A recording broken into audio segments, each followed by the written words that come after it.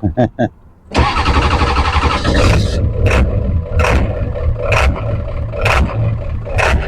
she runs like garbage.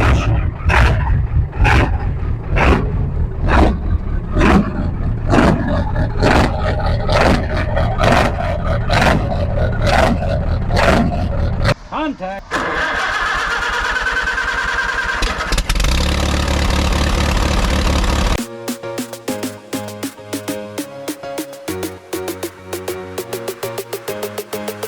Hello everyone, and welcome back to the channel. Glad you all could be here today, this afternoon, evening. Actually, it's like 4:30 in the evening.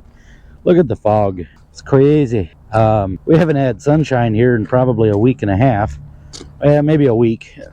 But the snow's melting. It's warmed up after 10 days of 0 or negative temperatures. And it is foggy. Anyway, what we have today is a F-250 with the 7-tree Powerstroke.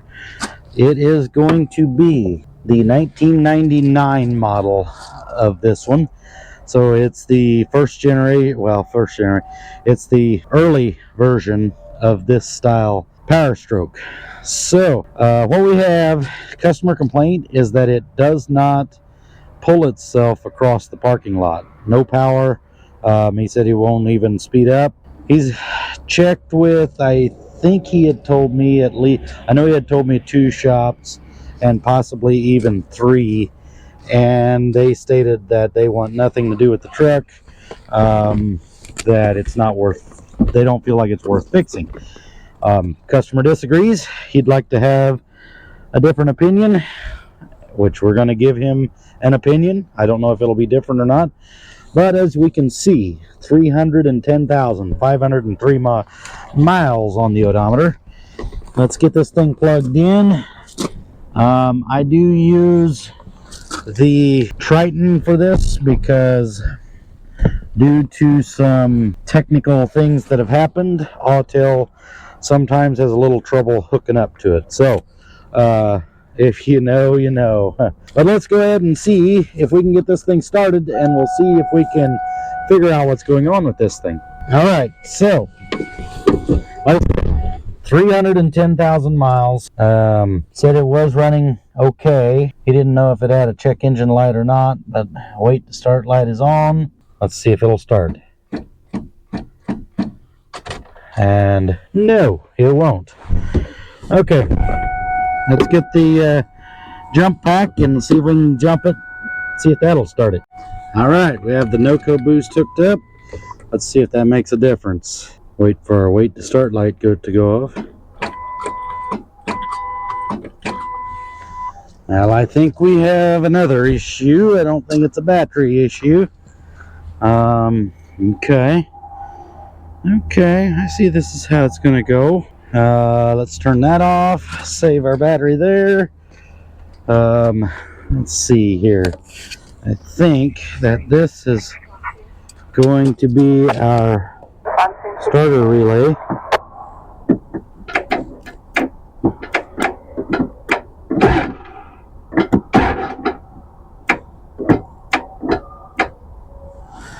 Yeah, we have a starter that's...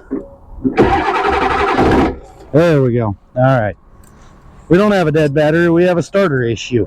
All right, let's try this again. Actually, I could have went ahead and went. It probably would have started. All right, let's try this again. Oh, it runs like garbage. It wants to run, though. The starter actually spins fast enough.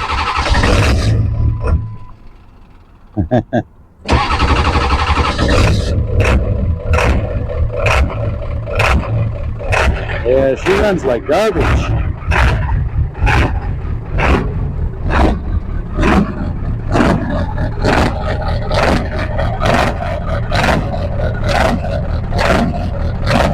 It's kind of cleared up a little bit. Alright, let's get hooked up to the scan tool. And sometimes these early 7.3s or late 7.3s, this version of the 7.3 is a little hard to communicate sometimes.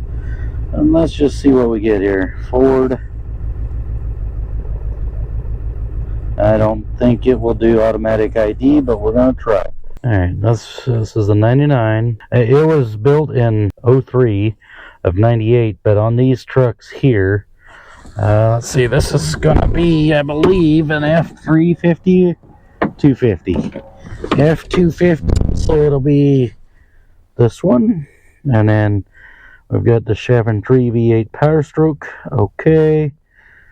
But on these, Ford went through a transition, and so early 98s were called 99s. And yeah, I don't know why. Alright, so there's no check engine light. Automatic transmission with AC, yes. I don't know why they did that way, but that's the way it is. Alright, so let's just come in here and let's see if it's got any kind of codes at all. And we'll check that. Injector control pressure, circuit out of range low, injector driver module codes detected, turbo boost pressure. Okay, so we may have something in our IDM. So let's come down to the IDM. No. Okay, let's try this. Okay, let's see if we can come up with anything here. Okay, this is not going to be where I want to be at.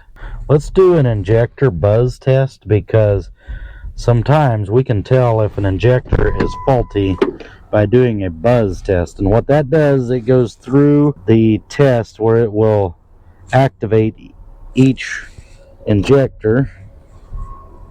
So continue, do not start, I know. Alright, so we had heard 8 buzzes. We do have a cylinder 1 circuit low, so we may have a problem in one injector, but there's something going on here. Why can I not get into the... I don't think this is going to be what I want, but we're going to try it. Nope. Okay. Let me do a little checking here. I haven't been in one of these for a while. So, I'm sitting here going over this thing. I hooked up the Autel to it, and there's no way to look into the IDM. And as I was going through my history here, pulling out of my memory bank, I did recall now that on this truck, he has said that part of the reason that the other shops didn't want to look at it is because this thing is a 1999 model with a 2000 or a 2001 engine. Now, I don't believe that that's going to make a difference, but I'm not 100% sure. So, but there's a few things that I'm finding here, and I did do a little bit of check off camera here, and a few of the things that I have found is that I did some a key on engine running, read cylinder contribution codes, and basically what that does is it while the engine's running, it will measure what each cylinder is contribute and will, within a certain percentage, if it's out of that percentage, it will throw a fault for those, and it threw a fault for cylinder 3 and cylinder 8. Alright, we're back here at the shop, and I've come back in to see what our codes are. We do have a P1280, which is injector control pressure circuit is out of range low. We've also got a problem with our turbo boost pressure. Turbo's not building boost. That could be a host of things, but we'll check into that. I could tell that was a problem because the turbo is not responding too well. Then it's got injector circuit, IDM codes detected. We can't obviously we can't seem to communicate with the IDM, so we're going to have to go with next best. Let's do this. Let's see here. Key on, engine off, injector electrical code. So let's check that. So what it'll do is do a buzz test, as you can hear.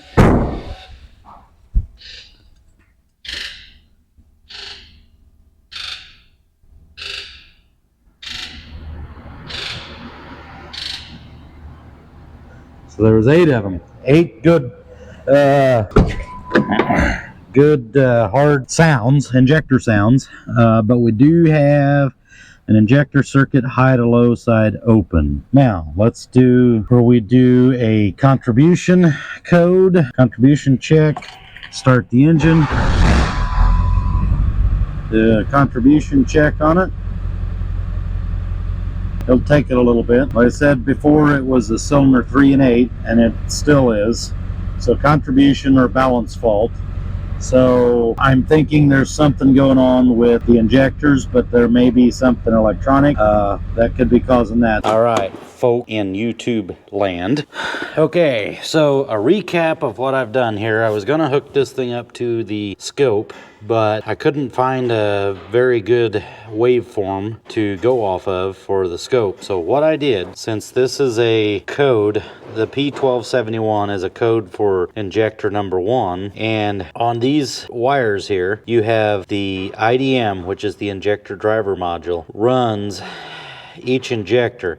There is constant power coming into the center wire here going to your injectors, and then the IDM closes the ground to your injector coil. So you have 4 ground wires going to each injector. So what I have done here to verify that for one, the circuit is good up to this point, and 2, the IDM is good, because what can happen is the IDM can have a faulty circuit in the IDM itself, and it will throw a code that is actually a problem within itself. So what I did to verify that is switched this wire and this wire. So basically pulled this connector apart, depinned them, and moved this wire. This wire was actually here. This wire was here. So I switched these two. Then I went back into my scan tool and did another injector buzz test, and I come up with, if you remember, what I had was a 1271. Now I'm coming up with a 1273. So that little swapperoo there basically tells us that for one, our wiring is good up to the injector valve covers there. 2, that the IDM is good as well. So what I suspect is happening, either we have a bad connection through the valve cover gasket, because the valve cover gasket is part of the connector, so there's another connector inside. So what I would suspect what I'm actually suspecting is that we have bad injectors. Now, I did do an ohms test, ohms reading, which is basically check ohms across the ground, which is going to be this center wire right here, the orange one, and put my ground of my meter onto there, and then checked ohms to each inject. They all read within like 0.1 of each other. They were reading 2.7 to 2.6, which is perfect.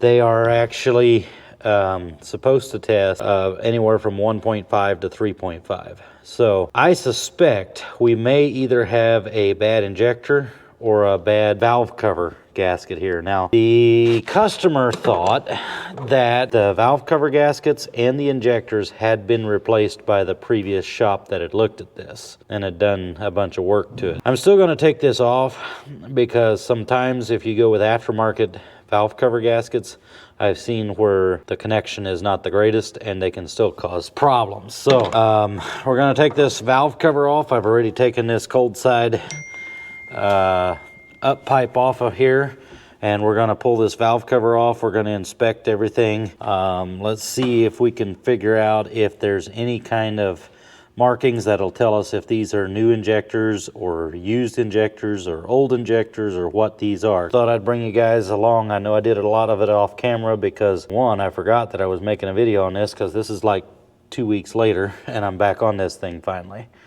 So yep, I'll let you know when I get this thing off of here, and I'll bring you guys back and we'll be inspecting all of this. But we'll get this valve cover off and see what we find. So somewhere along the line, I failed to record what all happened when we pulled the valve cover off. What I did was I checked the valve cover gasket and it turned out to be good. We have decided that it needed new injectors due to the obvious stiction issue that this thing was having, and the customer wanted to have new valve cover gasket replaced. So now we cut into where we've got new valve cover gaskets and new set of injectors from Ford. All right, everyone, we're back on this 7.3 after I've got my parts. Everything comes from Ford. This comes as a separate kit. So as you'll notice here, I'll take this off. This is the internal harness connector, and then you have to plug that in and assemble it just like that. So I've already assembled one, and then we'll go ahead and put this one on. This is the white wires here plug into your glow plugs down below, and these plug into each injector. You can't get them messed up because you can't put it in upside down, and yeah, so you can't mess it up. Now the injectors are held in. They're held in with 2 bolts, and then also they have an oil deflector on them. So you'll want to take that Allen headed bolt out of there, and then there's a bolt right over here. Hopefully I can get you there. And then there's a bolt there that you take out and pop those injectors right up on out of there. All of the injectors are the same except for cylinder number 8, and that gets a different injector. As you can see, that's a different number than all the others. The reason for that is Ford has figured out there's a pinging noise on the rear cylinder number 8 that can be resolved with a different injector. So be aware of that. That injector will go in any one of the other holes, but it should only go in the right rear. So we're gonna pop these injectors out of here and put the new ones in. We'll be back whenever I get those switched out. All right, so we've got these injectors here, and they'll come without any seals put in. And as you can see, the instructions were printed on an old manual copier from back at, well, I think the copier probably came over on Noah's Ark, the one that Noah put on the Ark and printed stuff off with. So this is terrible, stupid. But, and not only that, it's outdated because it says we put a backup ring here in the top, which would be this one. This is your backup ring that goes up top. Then it says cushion ring. It's black with a blue dot. Well, that's this one here. And as I don't think I'm colorblind, that's white dots. Then it says the next O-ring is the upper injector seal, which is blue. Well, this is purple. So, whatever. We're going to put these on. I'm going to show you guys how I assemble these things. So this here comes down like this, and you just kind of slide that thing across there like such. So that's going to be your, what they call the backup ring, and there is no up or down on that. And then do this across there. We're being careful not to roll it. This goes in here. Then we'll take the blue, black, purple, whatever it is. It's purple, it's not blue.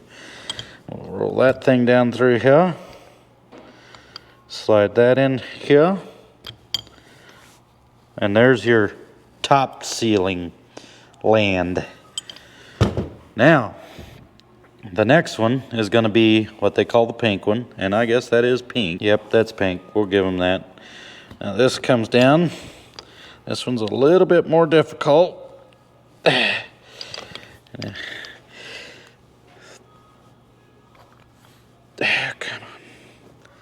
Slide this down across here. I'm sure they make a special tool for this, but my special tool is my fingernails that are about gone now. All right, so then we'll do our orange one, and that one comes here.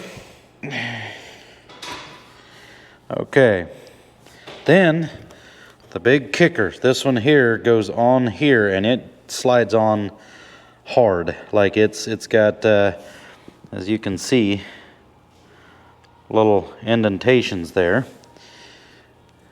And that goes in there. Now there's going to be a little raised ledge right here in the center, and this one has a depressed ledge. Doesn't really matter which way you put it on. It's all going to squish down the same. So then what I do, take myself a 5/16 socket, 1/4 inch drive, and I'll take that, and then I'll grab a hammer, and we'll gently tap that down on there.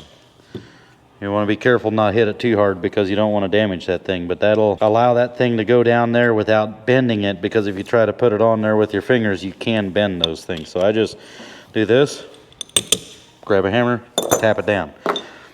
That is a fully assembled injector. Then we come over here, and I've already cranked this engine and pushed everything out of the cylinders and made a big mess because, like an idiot, I forgot to put a rag on the top there. And this thing does have good compression, so we had oil all over the shop wall, all over my tools, in my face, and everything. The other thing you want to make certain of is that your bores are all cleaned out. Those are not. So we want to take a blowgun down there and clean all those bores out. We also want to clean these holes where these bolts go into, because if you have oil sitting down in there, oil, fuel, or anything sitting down in those holes, you tighten those down and it's like oil, the oil can't escape, and it will literally blow out the head there. So it does that, you're pulling heads off of this motor, and I am not about that business. Don't like it, don't want to do it. So let's get those bores cleaned out. We'll oil up our injector, and basically we slide this thing off to the side. So this end slides in first, and then it drops down. It drops right in there. Easy as making cake. So we'll get our injector bores cleaned out and get this thing put back together. Wouldn't be a true 7.3 if it didn't leave its mark. But it's out of here. It's maybe a little late at night, but it's out of here. Oh, we also have a dog on the loose, but we got her running. I do apologize, I didn't put it on video for the first start, but just know that you put about 300,000 miles on the starter to get these things started. The reason is you have to build up that oil pump reservoir and the gallery, so therefore you're going to have to crank that thing until you get it built up. So we're going to put this intake back on, and then we're going to take it for a test drive. But I know that backing out of here already, that it's already better than it was, because before, when it was cold, it wouldn't even move. I need a wrench to tighten up my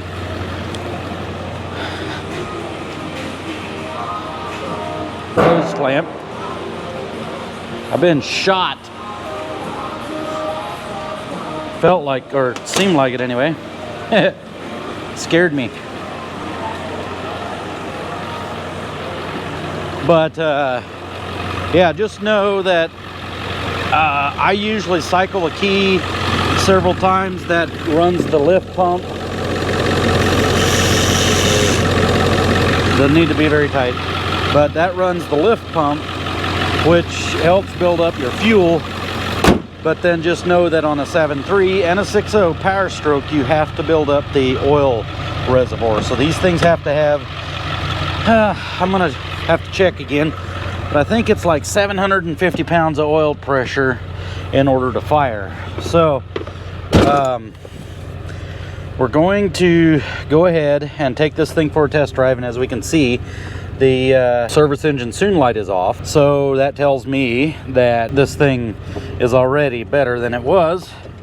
That, combined with the fact that it'll actually drive, and move. Literally, when I would try to speed this thing up to get it to move into the shop when it was cold, it wasn't having it. It wasn't going to move at all. So yeah, it's better. I know it's better. So the other thing on these things is when you do a set of injectors, you'll have hard starting for, I mean, you'll have to drive these things pretty hard for like probably 100 miles, maybe not quite that long, but the best thing you can do is drive it hard and drive it for a long distance, because it will start hard.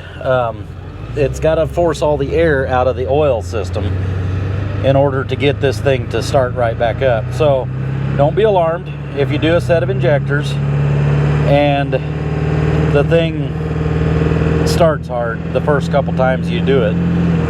That's normal. That's not going to be a problem. So yeah, it runs.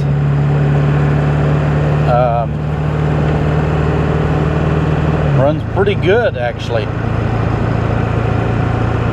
We're gonna go ahead and when we get back to the shop, I'm gonna go ahead and do a code scan on the thing just to make sure that everything's good. We'll do an injector buzz test on it. I didn't want to do that before we get some of the air worked out of the system, but we'll get this thing back and hook it up to the scan tool and do all that. But before, we were having a low boost pressure situation, which is probably partly, ooh, we got brake issues, which is partly due to the fact that the engine was underperforming, so therefore it was seeing an underboost situation. But I mean, it'll get up and move pretty good. Like that's I'm okay with this. Yeah, driving the speed limit, of course. Yep, we're gonna call this a confirmed fix. I hope this video was helpful. I'm gonna quit rambling and I'm going to end this video by thanking you guys for being here. Thank you for watching. I appreciate each and every one of you, and I hope you guys have yourselves a wonderful, absolutely marvelous day, night, and year. I will catch you all on the next one.